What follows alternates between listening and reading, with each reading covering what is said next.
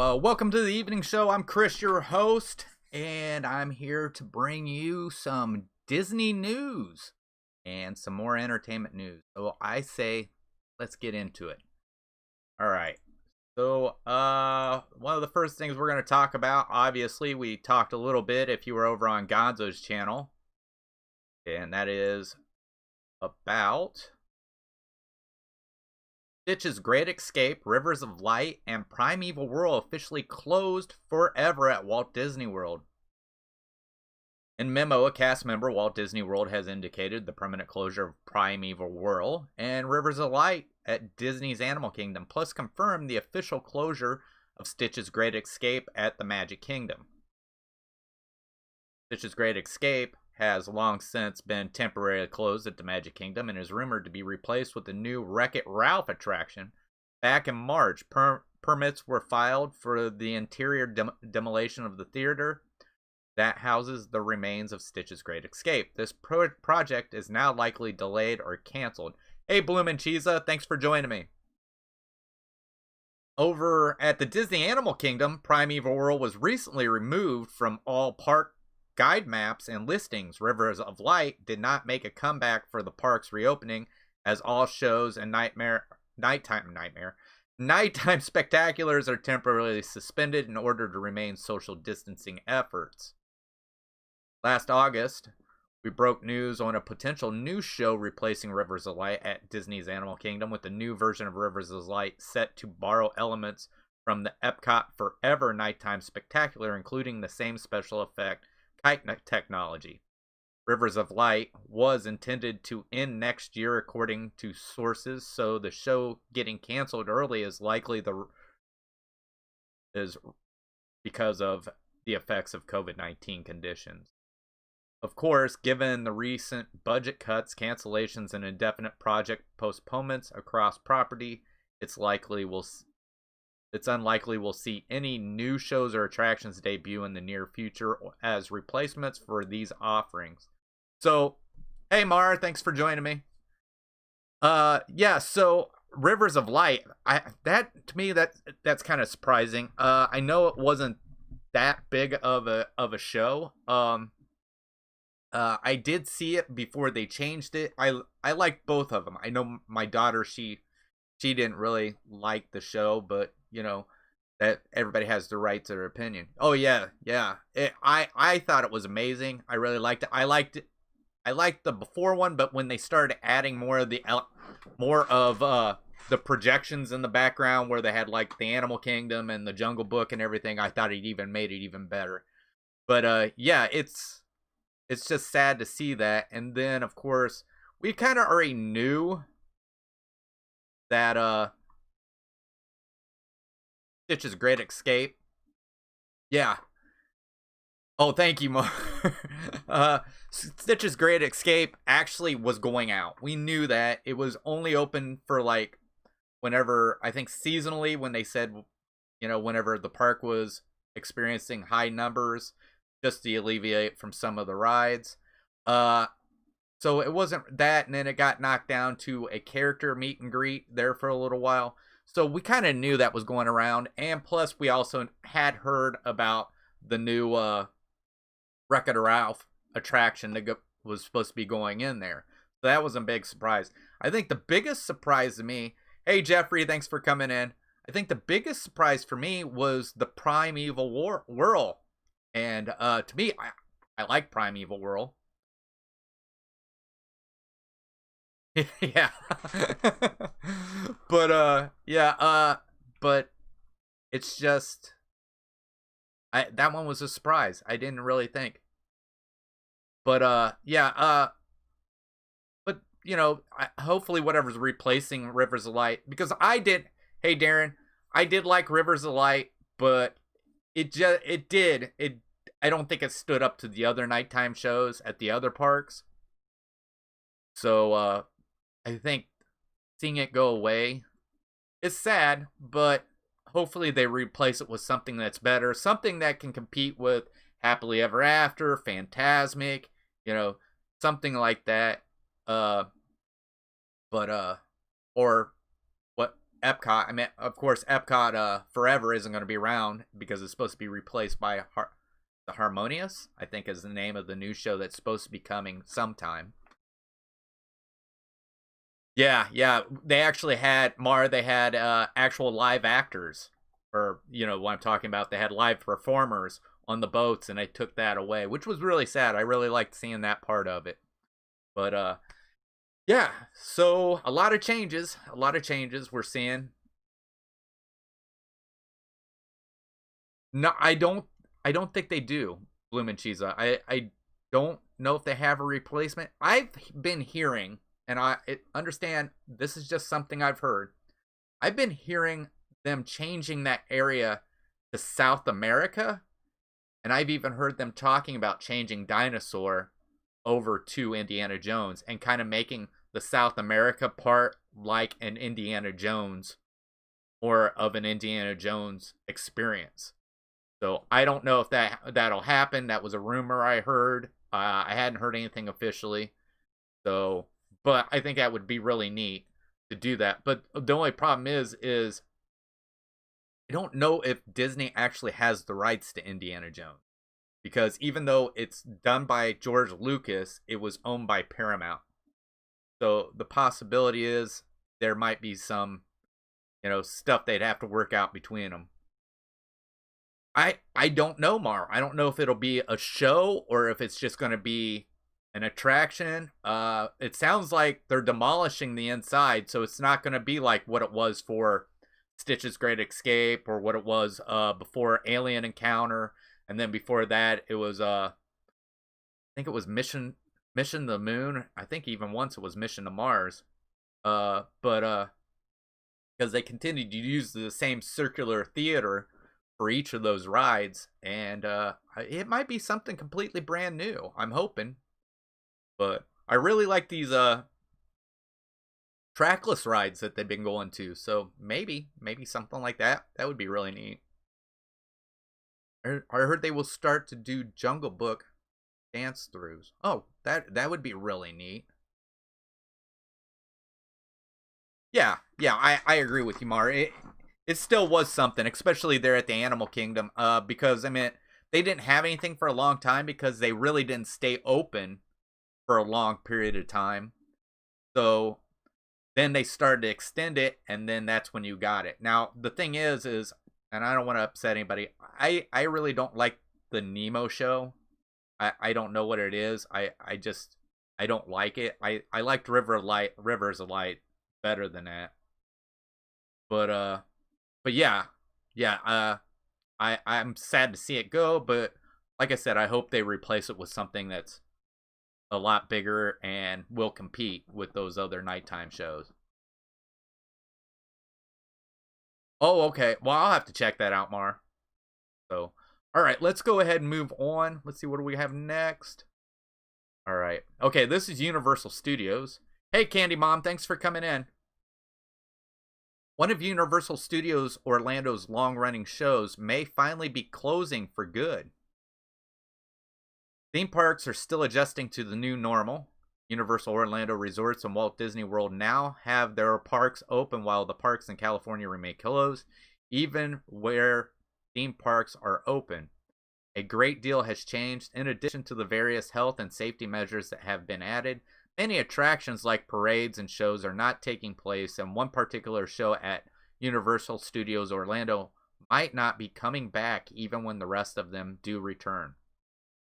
Fear Factor Live debuted at Universal Orlando in 2005, and while the show it was based on was canceled a year later, the theme park version has somehow remained up until now.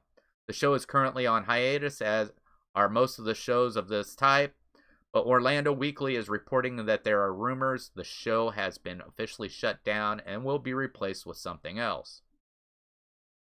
This isn't the first time that Fear Factor Live has been rumored to be on the way out, and it hasn't yet happened, so it's possible these rumors of its demise are premature as well. At the same time, considering the show isn't all that beloved, and the Fear Factor brand doesn't mean much anymore, at some point this show has to go away, and so perhaps the day has finally come. Yeah, Fear Factor. I remember watching that show. I liked it better with Joe Rogan, of course, as as the host. Um, I've never been to Universal Studios, so I don't know how I feel about it because, of course, I've never experienced it for myself. I don't know if it was like the show. I don't know if they brought people in from and had them do stuff. I don't think I'd want to do that. I don't want to be around. I don't want to try to eat a hissing cockroach and all kinds of stuff. I think they reached their limits on things they can make people do. So I think that ran out of time. I think the whole reason, that's another thing why Joe Rogan didn't do it anymore. He was just, this is just getting to the point. It's just ridiculous. But obviously, but you know, like they said, it's just a rumor, so it may stick around. I don't know if any of you have been to Universal Studios Orlando and seen it, but like I said, it's something for me. It's just not, probably not something I'm ever going to see, especially if they shut it down. I have no plans to go to Universal Orlando, so it was overlooked. All right, let's see what else we got next. All right, Disney stores. The Disney store is having a rare 40% off sale with deals for the whole family. Our team is dedicated to finding and telling you more about the products and deals we have. If you love them too and decide to purchase through the link below, we may receive a commission. Yeah, I'm not going to tell you that. Pricing and availability are subject to change. If you've been to one of the Disney theme parks, you may immediately notice a trend. A majority of the park goers, young and old, are donning Disney merch almost head to toe. But the Disney parks are not the only place to rock your favorite characters or movies. Die-hard Disney fans know that Disney retail stores, both its brick and mortar locations and online shops, are full of hidden magical gems for your closet and home. Right now, you can shop must-have decor, apparel, and more for up to 40% off during Shop Disney's Oh Boy sale. Oh, should I say that right? Shop Disney's Oh Boy sale. So during the limit time and rare sale, you can find discounted clothing, accessories, sleepwear, kids costumes, beach, pool accessories, and more. While we're sad to report the Disney park themed Monopoly game that recently went viral is still not back in stock, the sale has plenty of apparel to wear once you plan to return to the Disney World or Disneyland. And if you don't yet have a fabric face mask, don't forget to pre-order one of Disney's cloth face masks that are available for both kids and adults. And in case you want to add a touch of magic at home, Shop Disney also has plenty of home decor options, from bedding sets to kitchenware. There's something for every room of your house. Because there's not a set end date for the current sale, we suggest adding items to your cart before they sell out. It's not every day you get to shop a Mickey Mouse and ice cream themed pool float. So yeah, I have not been to a Disney store in a while, of course, because of everything that's been going on. We've really not gone out that far. Plus, some of the places around us, they're doing more of taking more extremities to it. Indiana was actually supposed to come out of. We were supposed to be fully open by July 4th, but our governor pushed it back by 2 weeks. So, but yeah, so yeah, 40% off.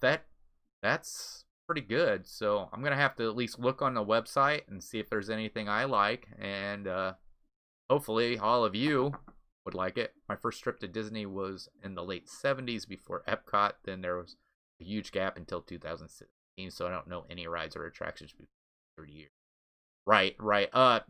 My first trip was actually before Epcot, but yeah, about after that first one, we were going to Walt Disney World about every other year.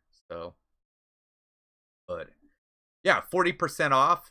I don't think you can beat that, especially for Disney stuff. So basically, that means, and usually Disney stuff runs pretty steep. I know that, but all right, let's go on. Let's see, what do we have here? Former Disney Pocahontas shares park guests head-turning question: how could you keep a straight face? All right. So I did read through this one. This one is really cute. A former Disney World cast member took to social media to share a hilarious anecdote about a 40-something-year-old park guest who took one of the rides a little bit too seriously.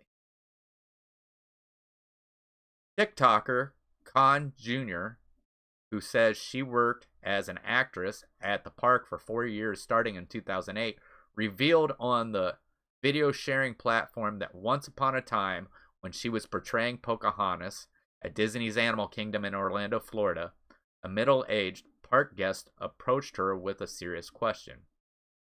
She said, "Hi, Pocahontas. I just got off the safari ride."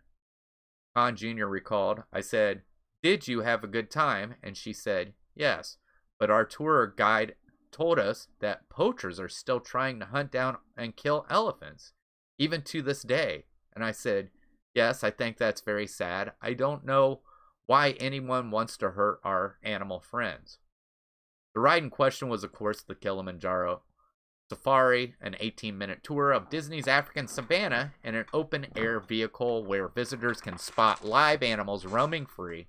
The theme of the ride is protected by the fictional Harambe Wildlife Reserve from elephant poachers, and apparently it proved a little too realistic for the particular visitor.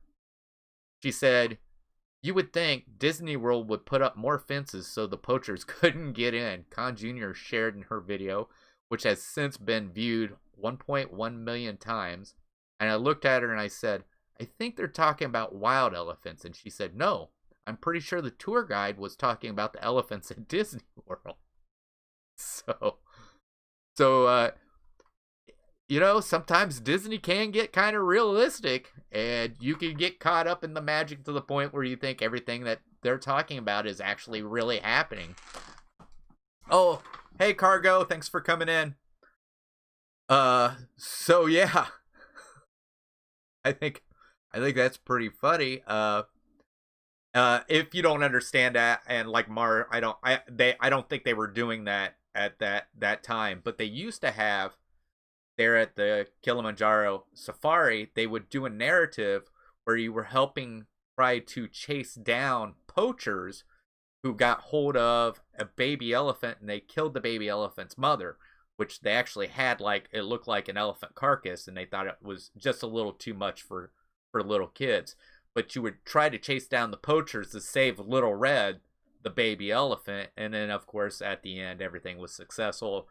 Little Red was captured or recaptured and was set free, and so that this must have took place then. This also probably took place during the time that Pandora wasn't there, and it was still Camp Mickey and Minnie, and they had a Pocahontas show over there where you would go over and sit, and she would sing, and animals would run all over the place, and it was a really neat show. But yeah, so yeah, for somebody to actually believe that people were poaching elephants at Animal Kingdom, that's kind of funny. I really like that. That's all right. Let's go ahead and see what we got next. All right, here we go. Hollywood studio reopens with first 100+ minute wait times.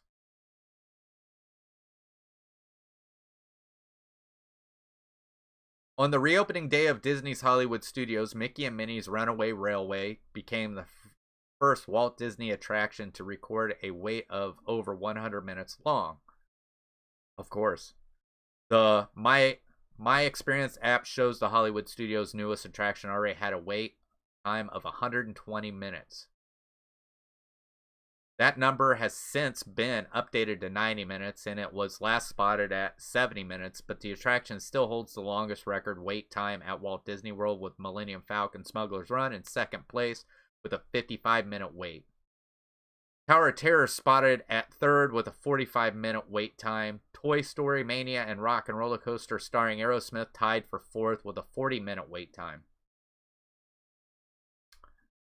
So I think the thing was Hollywood Studio was going to be the hot ticket when it opened up. It has the newer rides, so it's more or less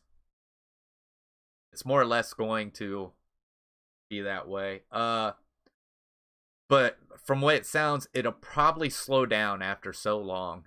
I think, but then again, these new rides might be bringing more people in to Hollywood Studios. I think it's really sad the way Gonzo talked about it, that the parks are basically empty. It makes you wonder if Disney's even making enough money to run the parks. Yeah, yeah, Candy Mom. But the thing is, you also have to remember that Hollywood Studios is the smallest park out of the four. So I don't know if they would have room. I've heard rumors about them removing the Indiana Jones stunt spectacular. I'd hate to see that go. Unfortunately, it is one of those things. If you've seen it once, but I still like to go in and watch the show. I wish they would maybe update it a little bit, add some more to it. But I have heard that possibly could be going. If that was to go, that would create up a lot of room over there. Especially, I mean, if they do, like I said, at Animal Kingdom and made that one area all Indiana Jones, I could see them removing it at Hollywood Studios. Now, I don't know if they would move it over to Animal Kingdom, but that would really free up a lot there at Hollywood Studios for other stuff. And truthfully, I would like to see more maybe Mickey themed rides, or maybe something else. I'd like to see Roger Rabbit come back a little bit and have a little bit more presence at Hollywood Studios, even though I know Roger Rabbit is a little outdated and everything like that, but it's still a great ride. And they do have the one thing over there by Rock and Roller Coaster. Of course, I've also heard rumors of Rock and Roller Coaster possibly going away, but I don't know if that can happen since it is one of the more popular attractions. But yeah. So, yeah, Hollywood Studios is going to be probably the hot ticket for a long time. Yes. Mary Poppins was put on hold. I'm trying. The refurbishment of Spaceship Earth has been put on hold. So there's been a lot of stuff they were working on before the pandemic that has been put on hold. So I think the things that you can start looking for that's actually going to become the Star Wars Hotel, I heard, was put on hold. I don't know if they started. Of course, Gonzo said he's seen it and it looks amazing. But yeah, there's going to be a lot of stuff, but hopefully they'll get a lot of stuff done before next year for, of course, the 50th. So let's go ahead and move to our next story. Okay, this one you may have heard. $64,000 Arribas, I might be saying that wrong, castle destroyed in seconds. An expensive blown glass castle has been accidentally destroyed at the Shanghai Museum of Glass. Billed as the world's largest glass castle, the impressive piece of artwork was created by Spanish glassblower Miguel Arribas and inspired by Cinderella Castle at Walt Disney World Resort in Orlando, Florida. Arribas spent 500 hours crafting the expensive castle that is estimated to have been worth $64,000. Prior to the incident, this is largely due to its 24-karat gold spires. In May, two children were running through the Museum of Glass and inadvertently hit the display case where the fantasy castle was housed. The reverberation caused the main spire and other parts of the castle to break. Arribas, who is the co-founder of the famous Disney parks, Arribas Brothers Glass and Crystal Retail Establishment, cannot currently travel to Shanghai to make repairs on the Disney Castle art due to pandemic-related restrictions.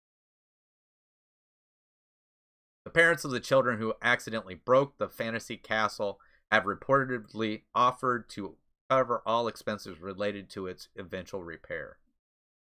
A number of Arribas' Brother Glass and Crystal items are available at shopdisney.com. This is an easy way to buy fairy tale inspired Disney collectibles if you can't visit a Disney theme park soon. So yeah, You know, I would have probably been a little bit nervous.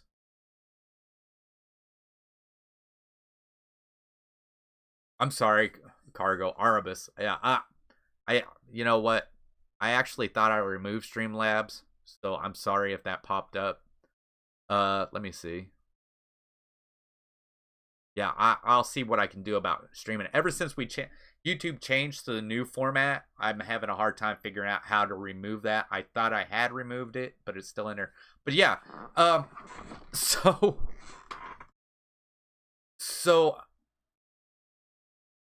it's I guess I don't get it. If you go into a place filled with glass, it's probably the last place you want your children running around wild. So I guess to me, it would be a little bit hard. Yeah, Bloom and Cheese. That would be a great ride, a Zootopia ride, especially like if you got to go like through the city, that would be awesome. But yeah, so and the parents are saying they're going to cover the repairs. I mean, it's like what? How much of the repairs going to be? I mean, my gosh, $64,000. That's a lot. And I know my kids would have got probably a spanking after that. So, but today, if my kids do that, they're on their own. They're in their 20s. So, and hopefully they know better than to run through a glass museum. But let's see. Have next. All right, here we go. New Rise of the Resistance virtual queue faces issues. As Disney's Hollywood Studios reopens to the public today, a modified virtual queue system was put into effect for one of the theme park's most popular attractions, Star Wars Rise of the Resistance. While some were lucky to secure their boarding group, guests in the park are now reporting that the new system is suffering from some issues. Guests who reported issues also reported that Walt Disney World Guest Relations was on hand to help people resolve the issues, but host guests were still able to secure a boarding group. So I think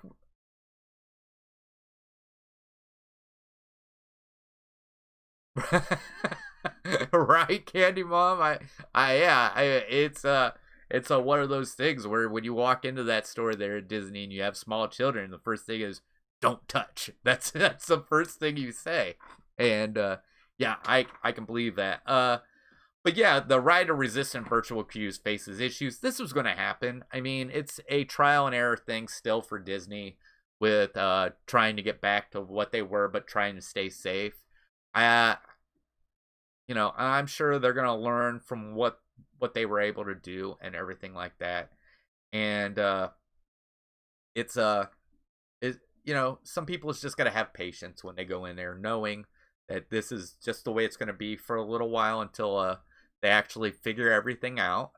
And I really think that eventually everything will be running smooth. Right now, they're just still trying to get the kinks out of everything, and especially these people who are going when the park first opens.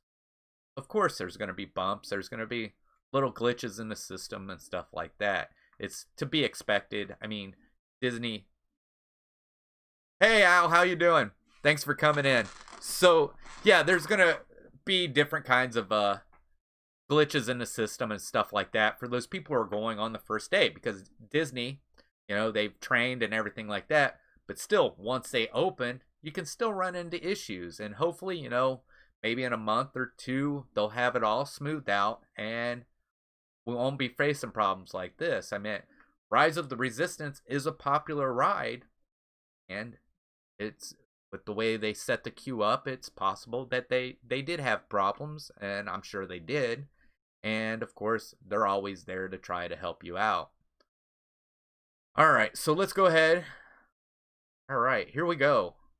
So The Mandalorian, 10 Ways Season 2 could connect to Star Wars sequel trilogy. So I don't know if anybody out there is a Star Wars fan. I'm a big Star Wars fan, and I'm a big fan of The Mandalorian. Yes, Al is celebrating a a birthday. I believe I told him on his birthday, happy birthday, but I'll tell him again, happy birthday, Al. And once again, thanks for coming in. The Star Wars sequel trilogy occurs more than a decade after the event of The Mandalorian, so fans are wondering how its second season relates.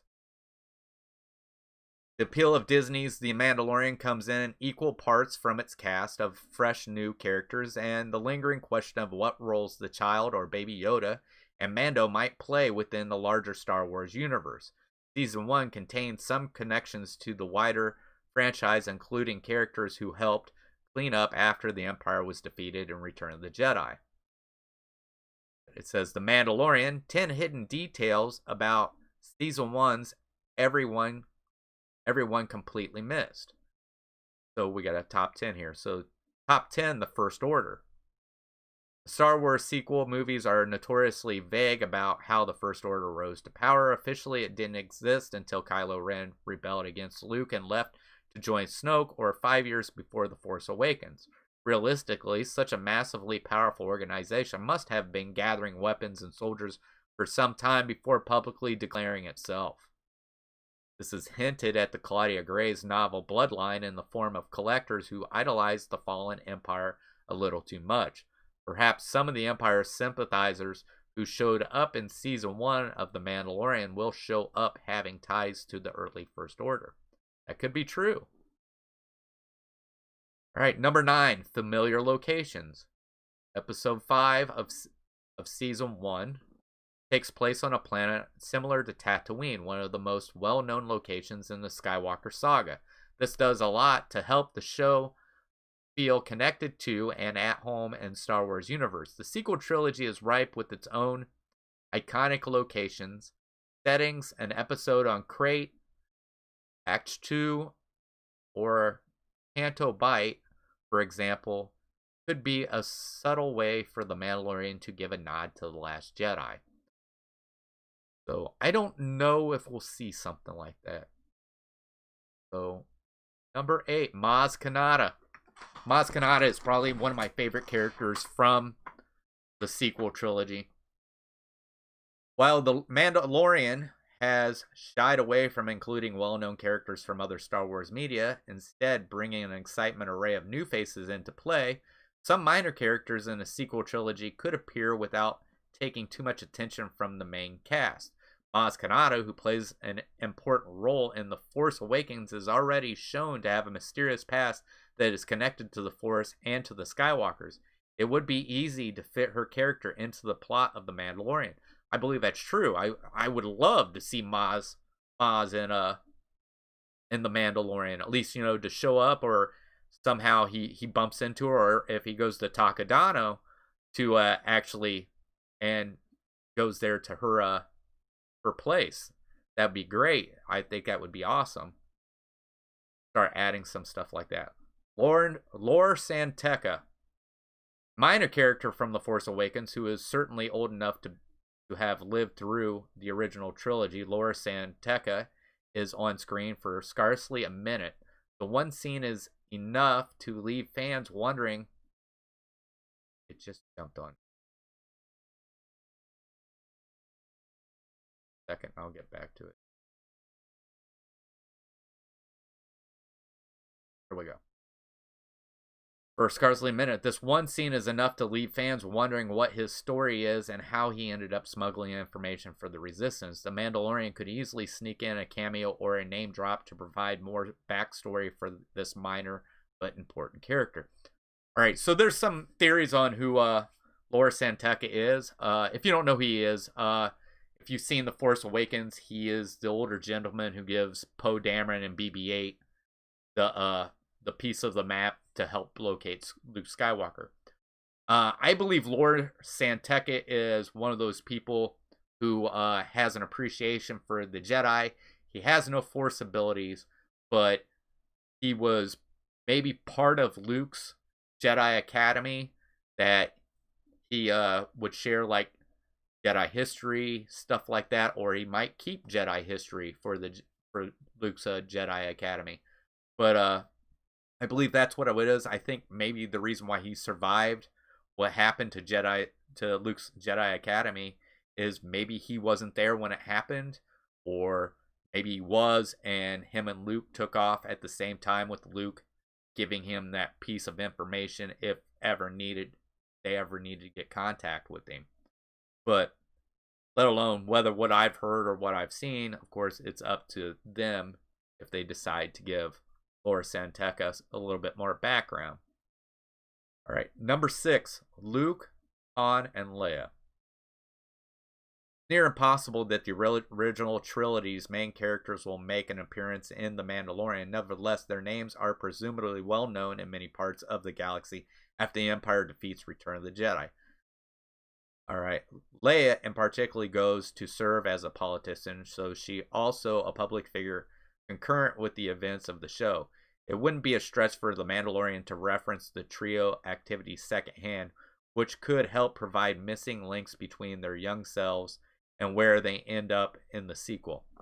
Alright, so there has been rumors of Luke Skywalker actually showing up in either this season of The Mandalorian or next, and a lot has to do with Disney trying to repair this character.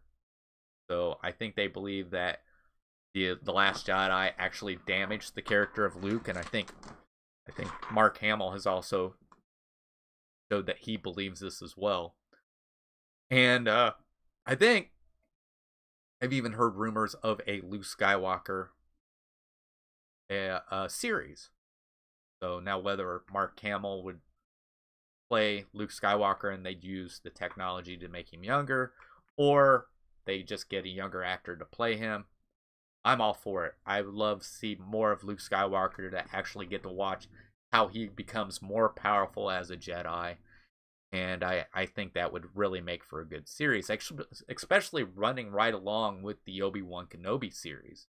So I'm all for it. I'm all for anything Disney Plus wants to have for series, because they can do what they did with The Mandalorian, which amazing show. If you haven't seen it, you need to go check it out, especially if you're a Star Wars fan. But yeah, Mark.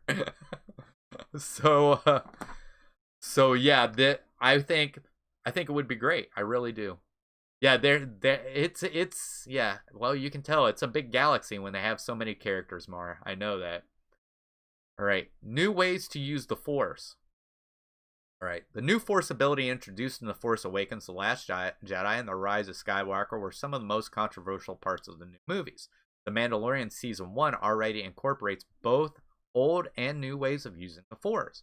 The Child Force chokes Cara Dune with the same technique Darth Vader uses, and uses the Force to heal Greef Karga, the same way Rey heals the wounded monster in Kylo Ren, or Ben Solo in The Rise of Skywalker. There's plenty of potential for Baby Yoda to emulate Kylo Ren and Rey even more with the Force bonds, mind reading, or using the Force to freeze people and weapons. So yeah, I mean, The Mandalorian can be used as a way to connecting those two worlds, even though they do take place in the same universe. And I think maybe Jon Favreau and Dave Filoni have already seen this, and I think that's what they're doing. But I would really, really... Oh, I'm sorry, I didn't know. Happy birthday, Cargo, if I hadn't told you before. But yeah, so this is something I could see being great. I mean, like I said, and not only can The Mandalorian carry it on, but you could probably have stuff in Obi-Wan, which of course would be kind of funny since it actually takes place before A New Hope, but maybe able to explain stuff that were actually always there that just they never showed us before. But then if you went with the Luke Skywalker series, that could actually extend from Return of the Jedi and give more of a knowledge of maybe new ways that he may have discovered through the Force, or that maybe one of his Jedi apprentices that had found. So, all right, Jeffrey, I'll look for those. I'll tell you what, there's some amazing pictures you sent me, and I can't wait until I can see some more. So thank you, Jeffrey. Let's see. So we were number 4, new technology. The Force Awakens uses BB-8 to introduce a new shape of droid, and the First Order unveils new planet-killing technology in the same movie. All in 3 sequels, spacecraft and weapons are subtly updated to reflect the passage of time. The Mandalorian already showcases new and different types of technology, and an easy way to link the original movies to the Star Wars sequel movies would be continuing to demonstrate similar updates and innovation. That is true. I mean, when you start putting stuff in between, once again, besides using the Force powers, now with technology, you can start to see that connection between the original trilogy and the sequel trilogy, which would really, really be really awesome. I would actually really like to see that. So number 3, Emperor Palpatine cloning resurrection. All right. The Rise of Skywalker's controversial revealed that Rey is actually Emperor Palpatine's granddaughter. Not only that, but apparently Rey's father supposedly is actually a failed clone of Palpatine as well. So if you did not know this, it wasn't included into The Rise of Skywalker. This came out in the adaptation, like I think it was in March when the book first came out, the adaptation of the movie. I have not read it, but I have heard about it. And in there, it does talk about the first time Kylo sees the Emperor. He sees these cloning tubes, and the stuff that's in them, all of them are empty except for the one that Palpatine is hooked up to, and it's almost empty. And this is the reason why Palpatine is looking for somebody to pass on what he has. And and yes, it is brought up that Rey is the daughter of a failed clone of Palpatine, not a son of Palpatine. So I know it makes it weird. I think so too. I think a lot of things were changed that should have happened to Rise of Skywalker due to the fact of J.J. Abrams trying to fix what happened in The Last Jedi. So I think Rey was supposed to be I think she was actually supposed to be a descendant of Obi-Wan Kenobi. But because of what happened with Rian Johnson with The Last Jedi, that didn't happen, and they had to change it, or to fix it, so that Rey was actually the daughter of Palpatine. Which these were all theories that were going around there on YouTube, actually, if you would have watched. All right, so 2, Holdo.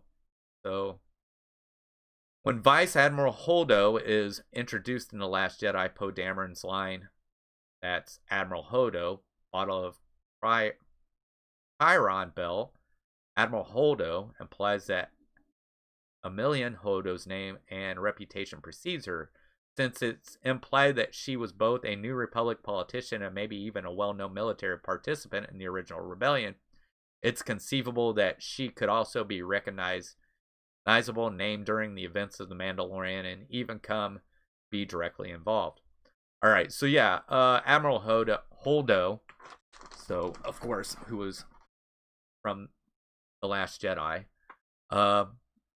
could be brought up. The thing is, I think the maneuver that she performed probably is what made her famous, so that would actually be completely before. But I guess if she had something to do with the rebellion and stuff, maybe her name would have been brought up, but I think her name would have been brought up way before. I mean, we know of Saw Gerrera, who was a big for the rebellion. I mean, Saw Gerrera's story went all the way back to the Clone Wars. So I don't know if we'd ever see that. It's possible, but I really doubt that one. All right, and number 1, I've been talking about it. Luke's Jedi School, Luke's Jedi Academy.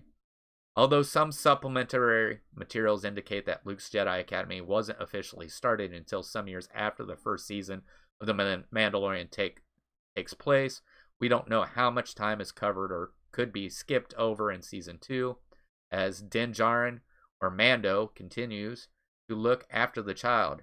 It is also not out of question that he might seek out someone capable of instructing Force users, which could point him in the direction of Luke's yet to be established academy. That is true, because he's either trying to find who the child or Baby Yoda belongs to or belongs with, and the Jedi would be probably one of the best things to search out.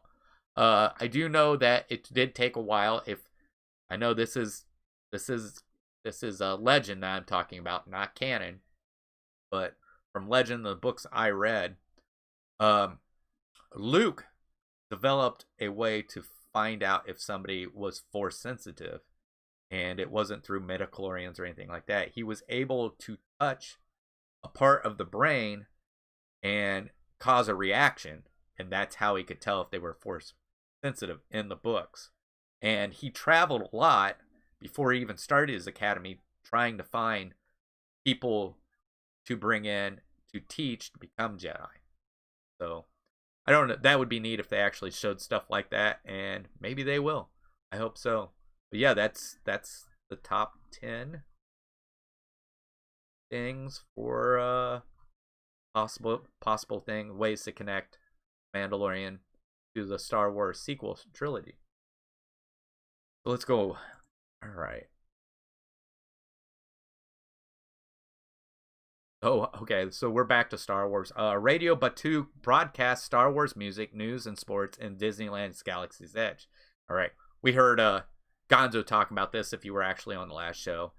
A new Star Wars book from Lucasfilms and Walt Disney Imagineering reveals new details about the Black Spire radio station that plays in select locations throughout the Galaxy's Edge at the Anaheim theme park. This is also happening in Orlando.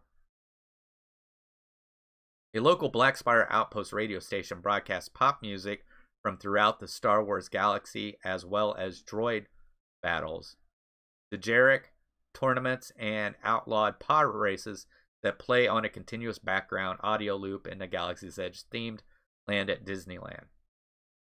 A new Star Wars book from Lucasfilms and Walt Disney Imagineering reveals new details about the Black Spire radio station that plays in select locations throughout Galaxy's Edge at the... Okay. So yeah, they're just talking about it. I mean, to me, this just makes more of it of a more... Yeah, I agree with you, Mar. I didn't like it either. I really wanted her to be a descendant of Obi-Wan Kenobi, but I think eventually that that was supposed to happen.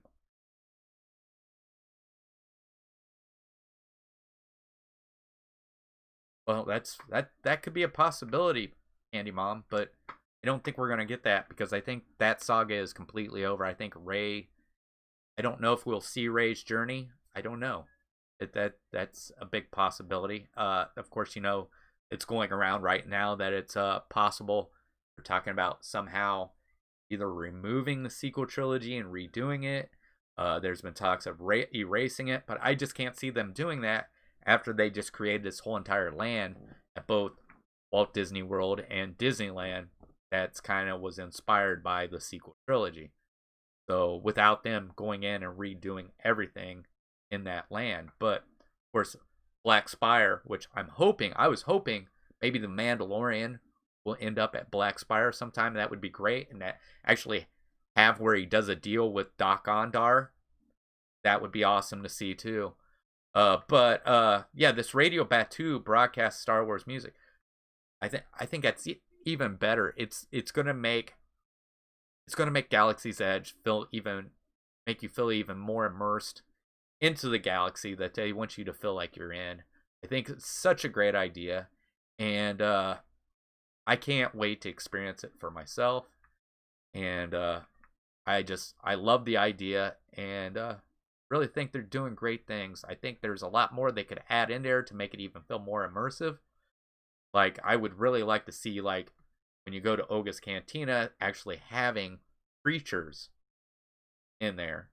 I think that would be awesome. Seeing droids walk around would be great too. I know they were talking about doing that, and maybe with this pandemic is what slowed them down. But yeah, I think a lot of this stuff would be really, really neat to see. So let's see. We have next. All right, so only 3 of Disney's character dining experiences have reopened, and they're actually more enjoyable than before.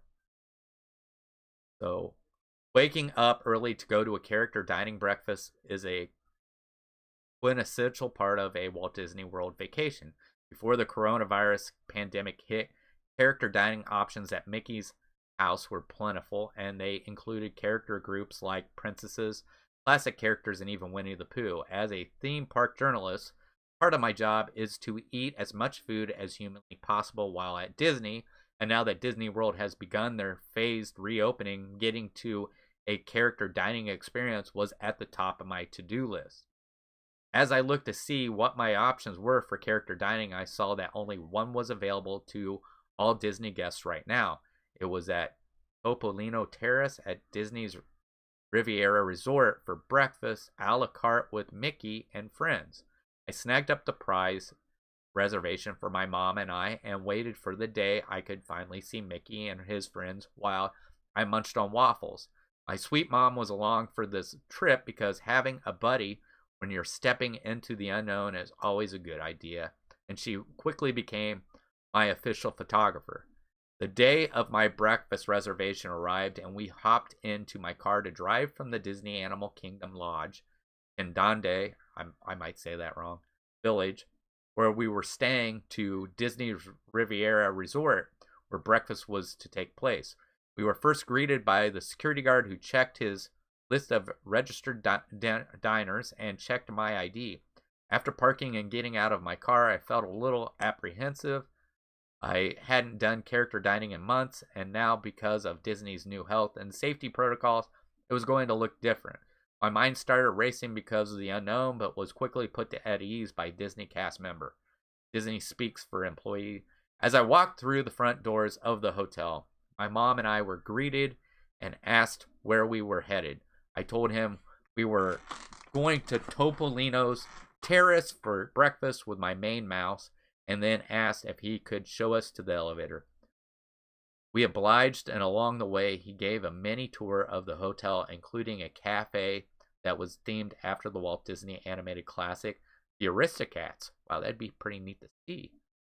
A hallway filled with pictures of Walt Disney and his family on vacation with the French Riviera, and a small dark library filled with old artifacts from the Walt Disney Company.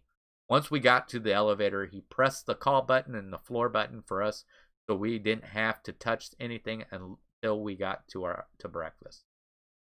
Once up to the rooftop restaurant, I noticed I had a push notification from the Walt Disney World app saying I could mobile check in for our reservation. To mobile check in at the restaurant, all you have to do is open the push notification and go through the prompts. Some of the prompts include how big your party is, if you need handicap accessibility seating, dietary restrictions, if you're celebrating anything, and adding your phone number to Disney can text you when your table is ready. The thing I liked most about mobile check-in was that it could be done on the way to the restaurant up to 30 minutes in advance of the reservation, so your table is ready when you get there. This was a great addition to the great experience. I hope it stays after Disney is able to relax some of their social distancing rules. And our waitress came by to introduce herself and dropped off a super cute pastry basket that looked like a paint bucket that was filled with muffins, croissants, and maple danishes.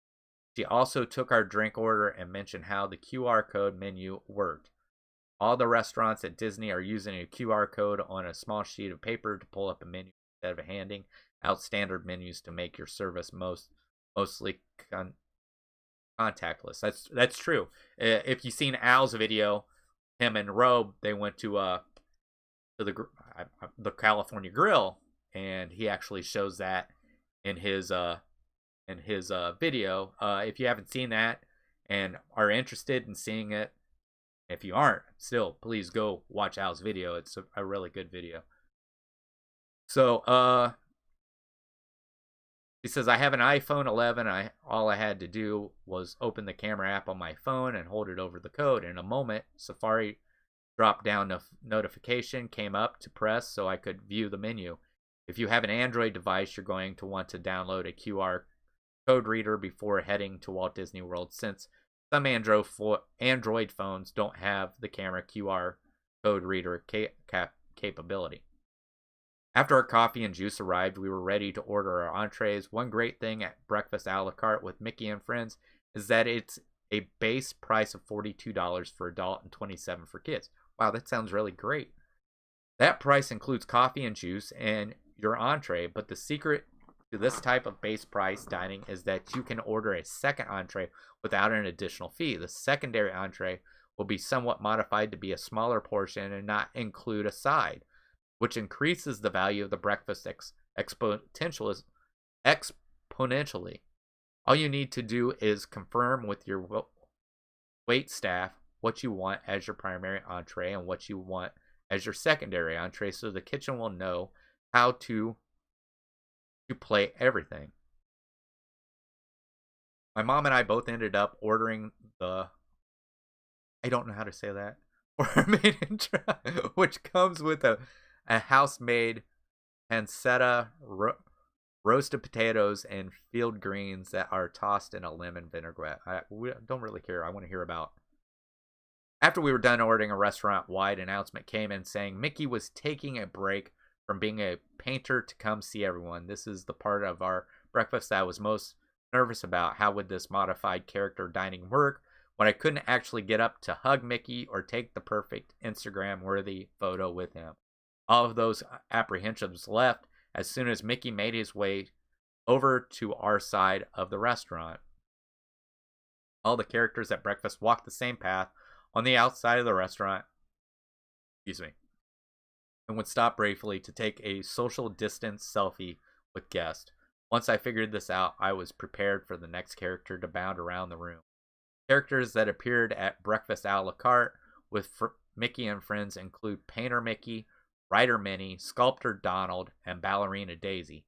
Each character's new costumes are worth the trip to Topolino's Terrace, even if you are missing park time. Mickey is his pal and his pals make their way around the room about every 5 to 7 minutes, so it's super easy to see everyone even before you get your breakfast plates.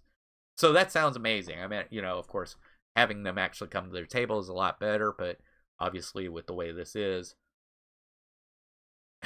Kadani. All right, I'm sorry, but yeah, this sounds actually really cool.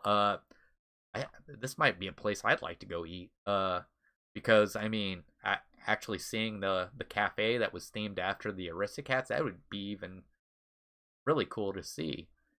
But yeah, this sounds really awesome. It's nice that they're doing at least a character breakfast. So, but I think that is going to do it. Once again, I'm not going to be doing these on Fridays. So my next evening show will actually be on Monday night at 8:15. I really don't know what's going to happen because I have not heard from the people I'm trying to get employment with yet. I'm expecting an email sometime and for orientation. So as of right now, everything's still scheduled as how it always has been for my channel. If you don't know, I'm doing the evening show Monday through Thursday, 8:15 every night. Then I'll add in, of course, on Mondays, I'm with Gonzo for melody remixes. Tuesdays, I have my Disney fan art. That's with Darren. Darren comes in and we look at fan art. If you're interested in sending any kind of fan art to us, and it doesn't matter. It doesn't have. It can be drawings. It can be paintings. It can be crafts. Anything. Just take a picture of it. Send it to Addie Family Adventures or Addie Family Adventure. No S on the Adventures at gmail.com, and you can usually find my email in any description. But send it in. Have it in by at least 4:00 Tuesday. And right now, you can send anything in you want. If you want to go with the topic we're going with, right now it's the Renaissance period. So we're doing anything that happened from 1989 to 1990 in animation. And, oh, thanks, Al. And basically, that's what we got going on Tuesday. Taco Tuesday, I know I'll be on there. And I think this is going to be the last week for Color Brain because we've ran out of cards. I mean, I know we could go back through and restart again, but I think Gonzo wants to try something else. Wednesday, I have hanging with the family. We had Dole Whip Dad this last Wednesday, so probably this next Wednesday we probably won't have a guest. Me, Margie, and Heaven, if Heaven can make it, we'll probably do something like trivia or something like that, and everybody's happy to welcome, be happy to see you there. Then of course, then Thursday I have Disney Friends, of course, with Al and Gonzo. And then I've been putting out a video every day, reaction video. So check those out. I think they're very interesting. So, but as for that, that's gonna be it. And I hope to catch you all catch you all tomorrow evening for another show of the evening show. But I want to thank everybody in the chat. Thank you all for coming in. Jeffrey, Mar, Candy Mom, Al, Bloomin' Cheesa. My friend Darren came in for a little bit. I hope I didn't miss anybody. I'd hate to miss somebody.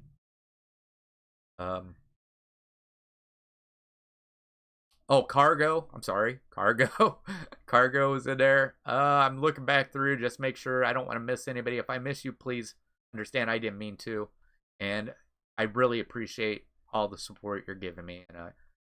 And thank you so much. But that's going to be it. So I guess let me drop this down and get ready to say goodbye. So like I said, I hope to see you tomorrow evening. Tomorrow evening I'll be on.